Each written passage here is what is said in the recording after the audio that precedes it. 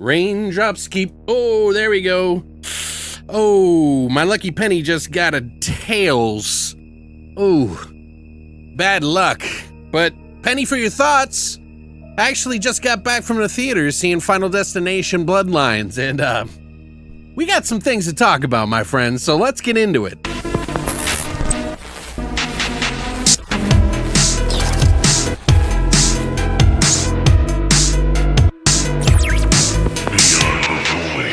What's up, guys, and welcome back, Void Seeker. Alex here, transmitting to you live from Beyond the Void. Brace yourselves as we traverse the terror-filled, spoiler-free universe of Final Destination.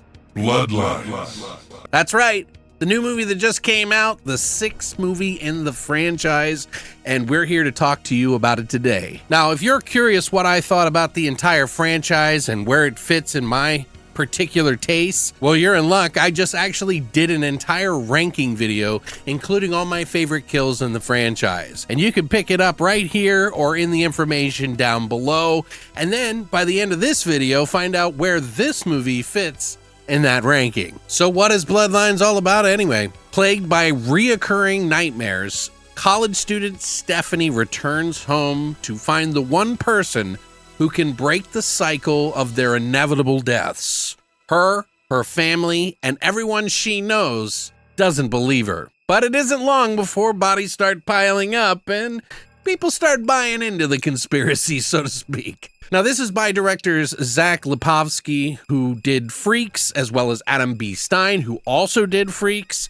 We have a screenplay from Guy Busick, who did Ready or Not, the new Scream franchise movies, and Abigail. The big names there. Laurie Evans Taylor helped out with Bed Rest, Cellar Door, and John Watts helped out with the story with Skeleton Crew and Spider-Man Homecoming as some of his credentials. We got a whole new cast of characters in this movie, Stephanie being the lead, the college student that returns home, and obviously a returning character played by Tony Todd, rest in peace, playing Bloodworth, who gets probably one of the best send-offs in this movie. They literally wrote the story with him in mind, and he was on some pretty sick days when he actually filmed this scene. You're definitely gonna have to choke back some tears while watching this one. Now, the characters, man, holy crap. One of the things I've always kind of realized about Final Destination, the franchise, is that it's just good, silly fun. And that's pretty much what you get with the franchise. You can't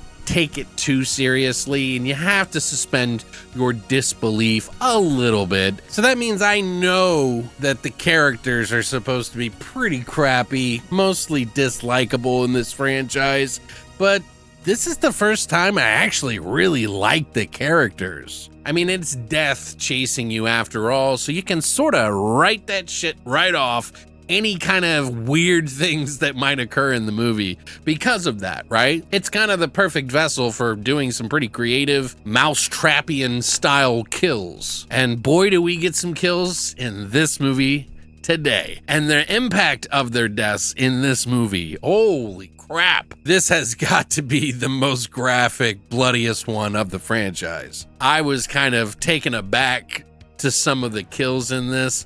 One involving a vehicle. I won't say what type of vehicle, you'll just have to figure it out. That is harrowing. Also, I can't say for sure if this was all CGI or some practical and CGI, so that may be up in the air, but to be honest, I mean, a lot of the franchise has been CGI, and I do like practical, but for some reason this movie just was a lot of fun.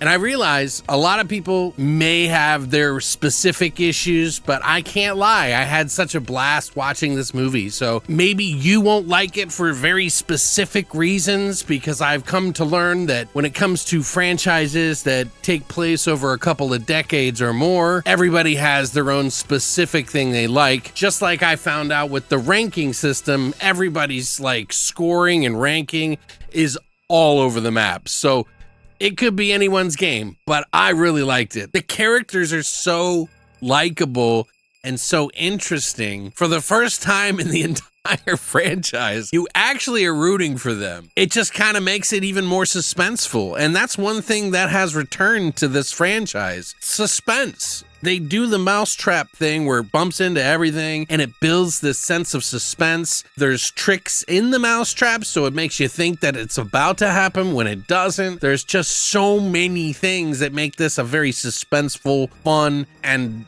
insanely graphic ride. Like, they did not hold back on the kills this year. And man, I'm telling you, I don't know if there's going to be another movie that does a kill like any of the ones I've seen in here. The opening's tragedy, which I don't want to say too much about, was very awesome in my opinion. Christina said that she didn't really like it that much. I was having a blast from the moment we started the film to the very end. Clapped at the end of the movie with other people in the audience. So if you're a fan of the franchise, then I would say get your ass out to the theater and see this, because you're going to be amongst good company for the most part. I have seen a couple of people say some wishy-washy stuff, but I think you're safe. I think this is one of the best movies in the franchise, hands down. It's gotta be one of the top two in my personal opinion. I'm leaning to be the best because of the characters, the kills, and just the entire film and how it was put together. The fact that you can like these characters out of the whole fucking franchise that has had just kind of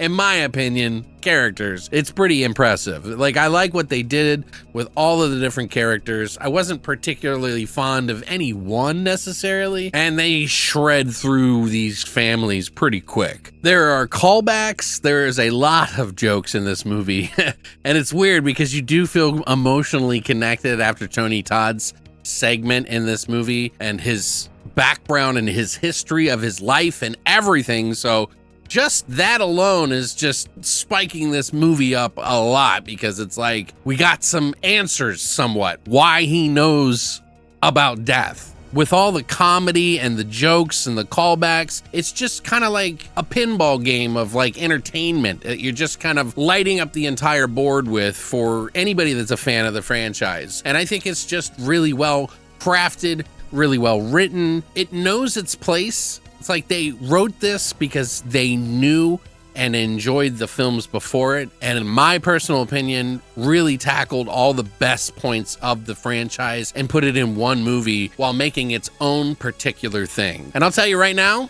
they just rebooted the entire franchise. If this doesn't, I will be shocked, and we'll see at least another two. If it's a good idea or not, I don't know, because this is one hell of a movie to go out on if they didn't, but hey, Hollywood is Hollywood. One thing's for sure, that's probably one of the best times I've had in a theater in a very long time, and if that's anything to say about this year's horror movies, I think we're in for one hell of a ride this year, so buckle up.